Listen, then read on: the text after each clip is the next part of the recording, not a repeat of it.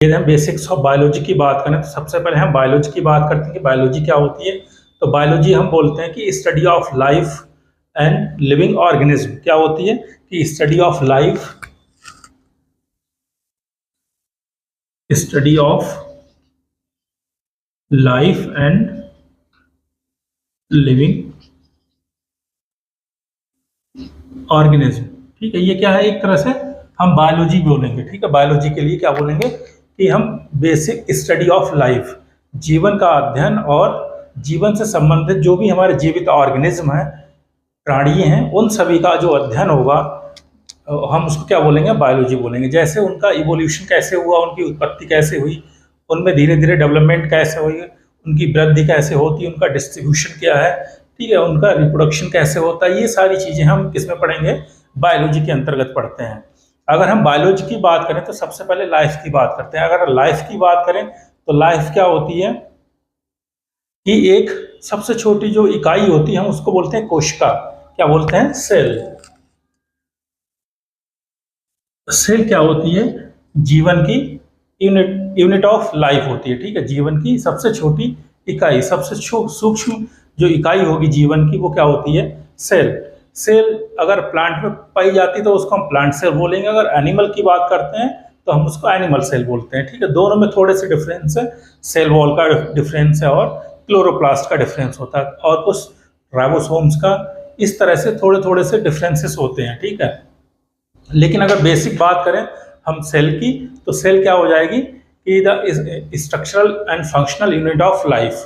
ठीक है, हम कोशिका को क्या बोलेंगे कि ये हमारे जीवन की रचनात्मक और कार्यात्मक रूप से सबसे सूक्ष्म इकाई होती है सेल। ठीक है, यूनिट ऑफ लाइफ। अगर हम इसकी स्ट्रक्चर की बात करें तो इसकी स्ट्रक्चर देख लेते हैं हम प्लांट सेल की, कि प्लांट सेल की स्ट्रक्चर किस तरह की होती है लगभग। ठीक है, इस तरह से एक प्लांट सेल की स्ट्रक्चर होती है।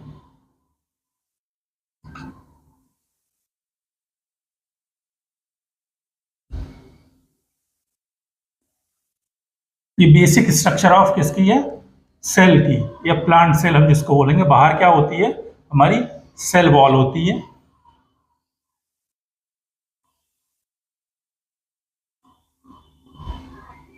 ये क्या हो जाएगी, हमारी सेल वॉल। ठीक है, कोशिका भित्ति बोलते हैं जिसको, क्या है ये, सेल वॉल। ठीक है, इसके अंदर बहुत सारे हमारे सूक्ष्म जीव सेल ऑर्गेनेलीज होते हैं। ठीक है, सेल ऑर्गेनेलीज में सबसे जो प्रमुख है वो क्या होता है, हमारा केंद्रक, न्यूक्लियस।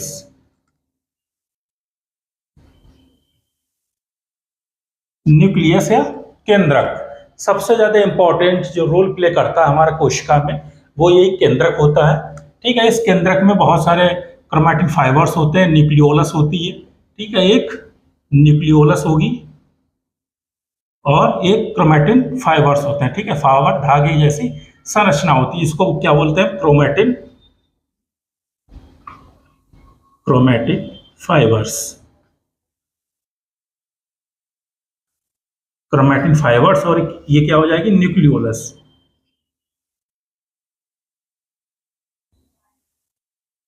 न्यूक्लियोलस जिसको हम क्या बोलते हैं, केंद्रिका। अगर हम क्रोमैटिन फाइबर्स की बात करें, केंद्रक की सबसे पहले बात करें, तो केंद्रक जितनी भी हमारी कोशिका की होने वाली अभिक्रियाएं हैं सभी को रेगुलेट करने का काम कौन करता है, केंद्रक। इसके बाद अगर हम मॉलिक्यूलर बायोलॉजी की बात करें तो उसमें क्या है, जो क्रोमैटिन फाइबर्स है ये किसका बना होता है, हमारा डीएनए और प्रोटीन का। ठीक है, किसका बना होगा, डीएनए और प्रोटीन। तो अगर हम डीएनए की बात करें तो डीएनए का जो रेप्लिकेशन है, मतलब किसका रेप्लिकेशन, ठीक है, डीएनए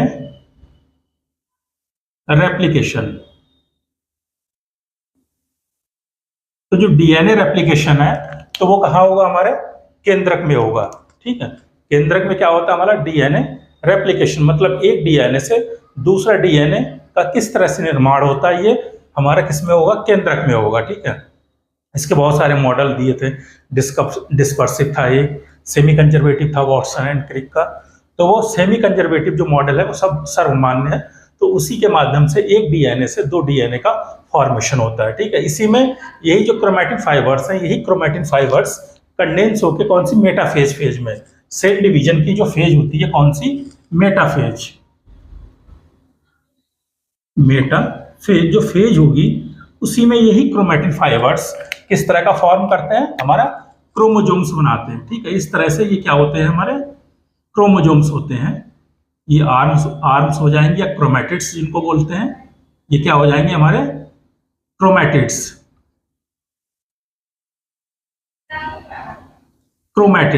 ठीक है, ये क्रोमैटिन फाइबर्स हो जाएंगे, इसमें ये सेंट्रोमियर हो जाएगा, आर्म हो जाएंगी। ठीक है, तो इस तरह से हमारा जो डीएनए है वो इस प्रोटीन के साथ कंडेंस फॉर्म में होके बहुत ज्यादा थिक होके ये क्रोमोजोम्स का फॉर्मेशन करता है, कौन से, सेल डिवीजन की मेटाफेज स्टेज में।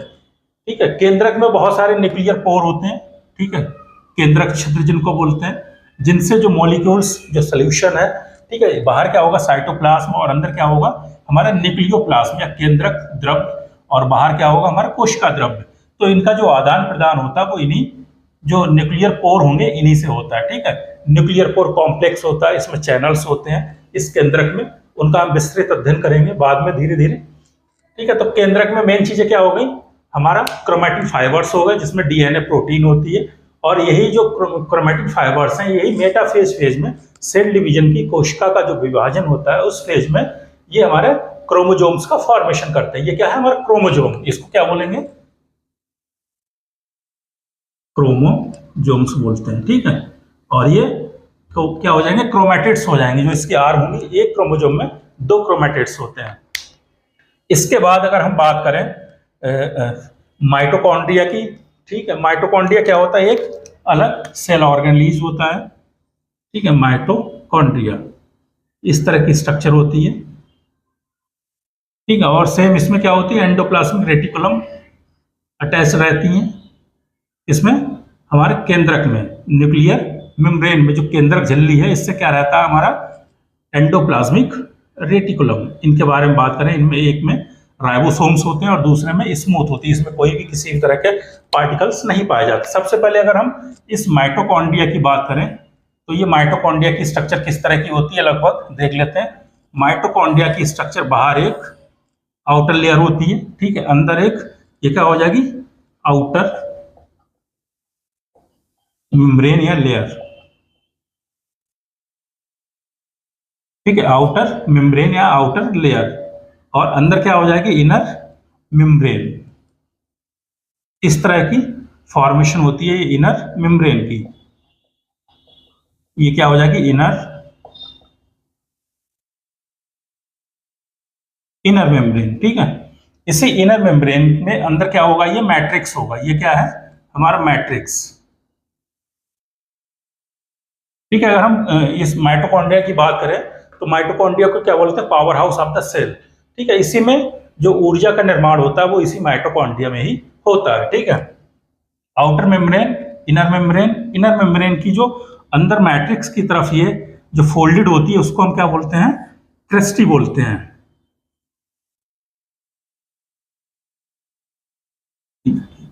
ठीक है, क्रेस्टी।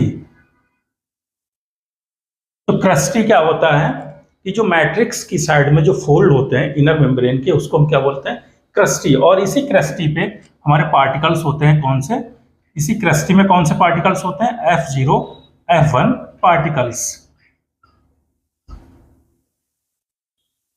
ठीक है, जिसको हम क्या बोलते हैं ATPase।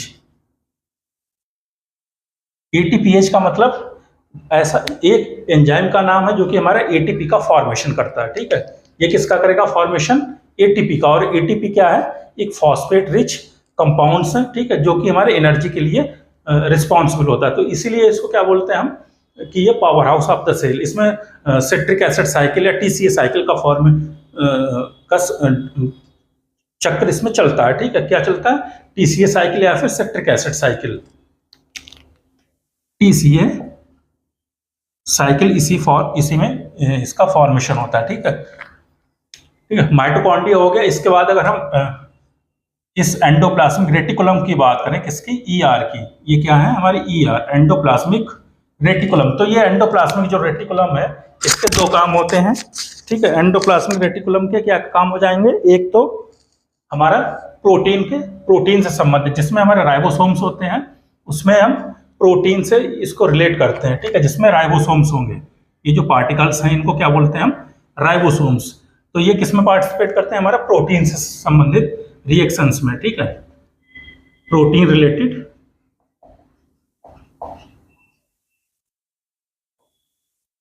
फंक्शंस, ठीक है, किसमें, जिसमें हमारा राइबोसोम्स उपस्थित होंगे, और जिसमें राइबोसोम्स नहीं होंगे इसको हम क्या बोलते हैं, एसईआर, स्मूथ एंडोप्लाज्मिक रेटिकुलम। और ये हमारा लिपिड्स या फैट से संबंधित रहता है, किससे,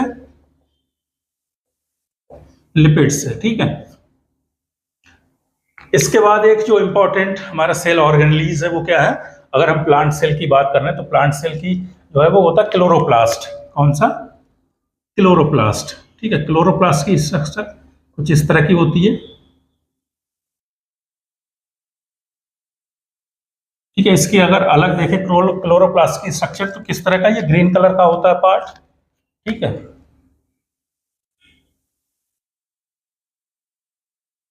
इसमें भी डबल लेयर होती है, आउटर और इनर मेम्ब्रेन होगी, ठीक है। इसमें कुछ पार्टिकल्स होते हैं जिनको हम ग्रेनम और स्ट्रोमा बोलते हैं, ठीक है। क्या बोलते हैं, ग्रेनम और स्ट्रोमा।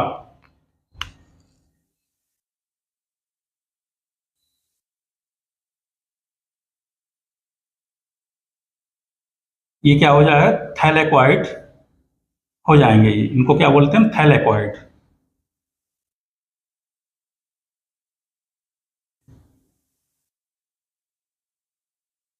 ये स्ट्रोमा लैमली हो जाएगी, ठीक है। ये क्या हो जाएंगे, पूरा जो इसका पूरा जो है, इस पूरी यूनिट को क्या बोलेंगे, थैलेकॉइड,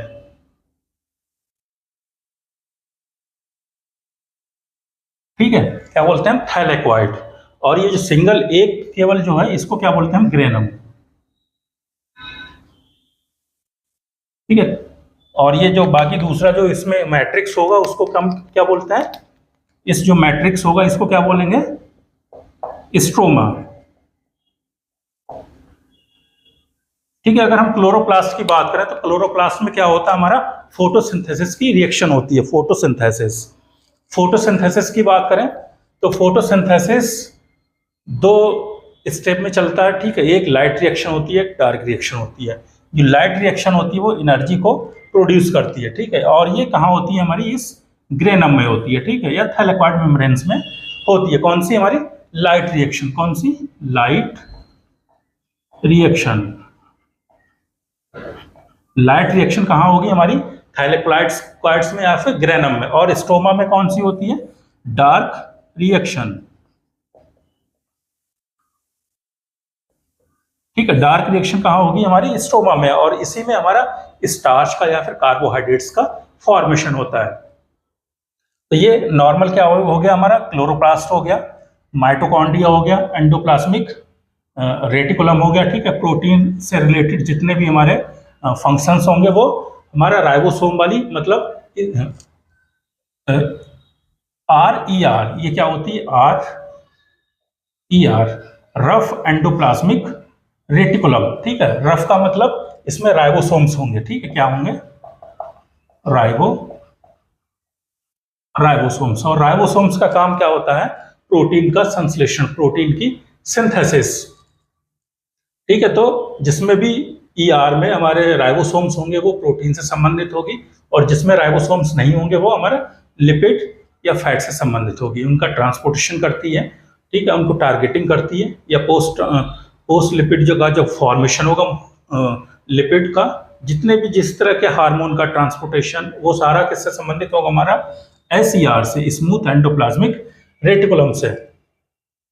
इसके बाद गोल्गी एपरेटस हो गया, बहुत सारे सेल ऑर्गेनेलीज होते हैं, ठीक है।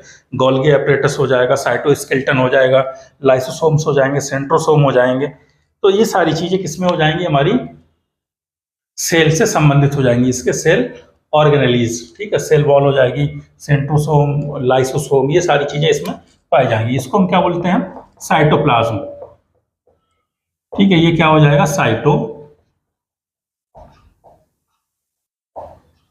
साइटोप्लाज्म। और जो केंद्रक में पाया जाएगा उसको क्या बोला जाएगा, न्यूक्लियोप्लाज्म, ठीक है,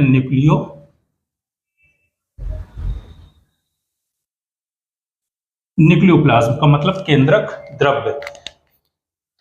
इतना हो गया। इसके बाद अगर हम डीएनए रेप्लिकेशन की बात करें तो जो डीएनए रेप्लिकेशन की प्रोसेस है ये कहाँ होती है? हमारी केंद्रक में। जो हमारा ये केंद्रक है, इस केंद्रक में क्या होगी? रेप्लिकेशन से संबंधित। रेप्लिकेशन का मतलब डीएनए से डीएनए का फॉर्मेशन। इसके बाद एक दूसरी प्रोसेस होती है, अगर हम रेप्लिकेशन की बात करें, रेप्लिकेशन सिंपली हम बायोलॉजी की टर्म में क्या बोलते हैं? रेप्लिकेशन। तो इसका मतलब क्या है? DNA replication. इसमें क्या होता है? डीएनए से डीएनए का निर्माण होता है। डीएनए का निर्माण करता है। कौन से? सेमी कंजर्वेटिव मॉडल के द्वारा, जो वॉटसन एंड क्रिक ने दिया था, ठीक है। इसके बाद दूसरी प्रोसेस होती है क्या? ट्रांसक्रिप्शन। कौन सी होती है? ट्रांसक्रिप्शन।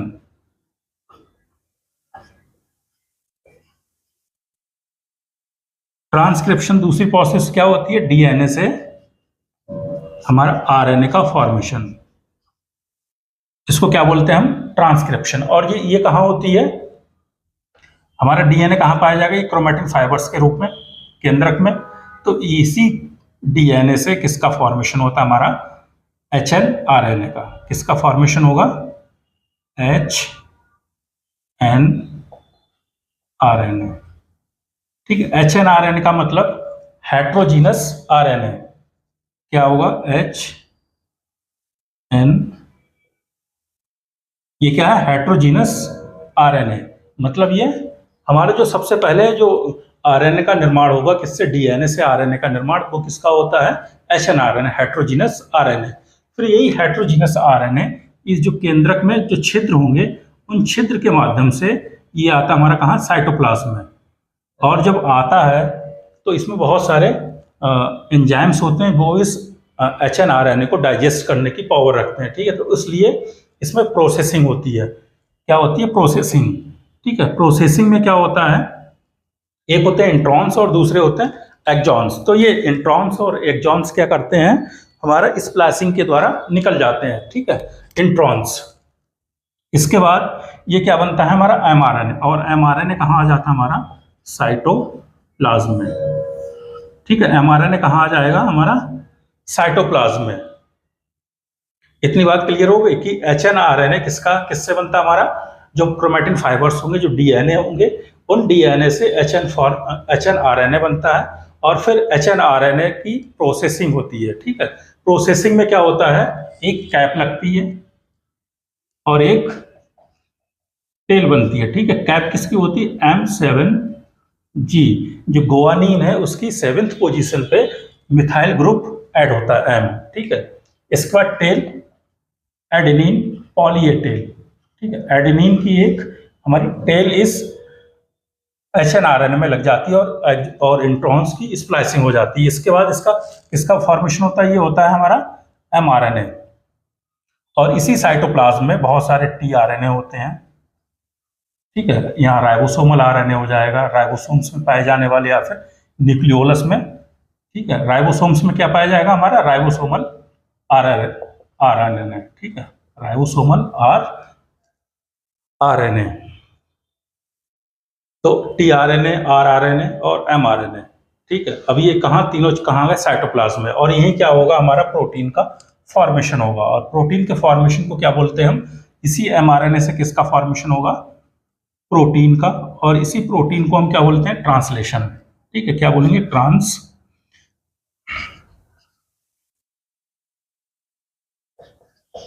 ट्रांसलेशन क्या है? प्रोटीन का निर्माण,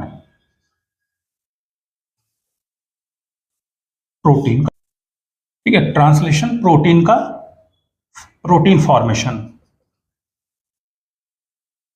प्रोटीन का निर्माण, ये कहाँ होता है? हमारा साइटोप्लाज्म में। इतनी प्रोसेस हो गई कि हमारे जो डीएनए है, डीएनए से एचएनआरएनए कहाँ बनता है? हमारा केंद्रक में। फिर ये एचएनआरएनए प्रोसेसिंग के द्वारा कहाँ आ जाता है? हमारा साइटोप्लाज्म में, जिसको हम क्या बोलते हैं? एमआरएनए। और इस प्रोसेसिंग में क्या होता है? M7G, ठीक है, M7G। जो गुआनिन है उस गुआनिन की 7th पोजीशन पे हमारा एक मिथाइल ग्रुप ऐड हो जाता है, जिसको हम क्या बोलते हैं, कैपिंग। ठीक है, कैपिंग के बाद एक टेलिंग होती है, टेलिंग पीछे पूंछ का फॉर्मेशन होता है, tail, poly A tail, adenine की एक लंबी चेन बन जाती है। ठीक है, तो ये प्रोसेसिंग हो जाएगी। प्रोसेसिंग के बाद ये एमआरएनए कहलाएगा और फिर ये मैसेंजर आरएनए जिसको बोलते हैं। ये एमआरएनए प्रोटीन्स के लिए एनकोड करता है, किसकी हेल्प से, टीआरएनए। ठीक है, जितने भी इस साइटोप्लाज्म में बहुत सारे टीआरएनए होंगे, बहुत सारे अमीनो एसिड्स होंगे, उन अमीनो एसिड्स को ये टीआरएनए कहाँ ले जाएगा, प्रोटीन जो ट्रांसलेशन की साइट है वहां पे लाएगा। ठीक है, इस तरह से अगर हम राइबोसोम की बात करें तो एक 70S होते हैं, वो प्रोकैरियोट्स में होते हैं, और एक 80S होते हैं, वो किसमें होते हैं, यूकैरियोट्स में। ठीक है, इनकी लार्ज सब यूनिट और स्मॉल सब यूनिट, एक लार्ज सब यूनिट होती है, एक स्मॉल सब यूनिट होती है। ये एमआरएनए हो जाएगा। ठीक है, ये हमारा 80S आरएनए हो जाएगा। ठीक है, एक 60S होती है और दूसरी जो इसकी होती है वो होती है 40S। ठीक है, तो ये दोनों आर्म हो गई। ये क्या साइट हो जाएगी, किसकी, प्रोटीन सिंथेसिस किया, ट्रांसलेशन ऑफ प्रोटीन। ठीक है, तो यहाँ ये टीआरएनए का काम क्या होगा, जितने भी अमीनो एसिड होंगे इसमें, ठीक है, अमीनो एसिड, इन अमीनो एसिड को इस जो ट्रांसलेशन की साइट है वहाँ ले आएगा, और ये इसमें बहुत सारे एंजाइम पार्टिसिपेट करते हैं। फिर ये एक तरह से अमीनो एसिड की लंबी चैन, मतलब अमीनो एसिड के मतलब एक पॉलीपेप्टाइड चैन का फॉर्मेशन हो जाता है। पॉलीपेप्टाइड का मतलब एक प्रोटीन की श्रृंखला। ठीक है, प्रोटीन की चैन का फॉर्मेशन हो जाएगा, जिसको हम क्या बोलते हैं, पेप्टाइड, पॉलीपेप्टाइड चैन। क्योंकि अमीनो एसिड्स में क्या होता है, हमारा पेप्टाइड बॉन्ड का फॉर्मेशन होता है, इसलिए इसको हम क्या बोलते हैं, पॉलीपेप्टाइड चैन बोलेंगे।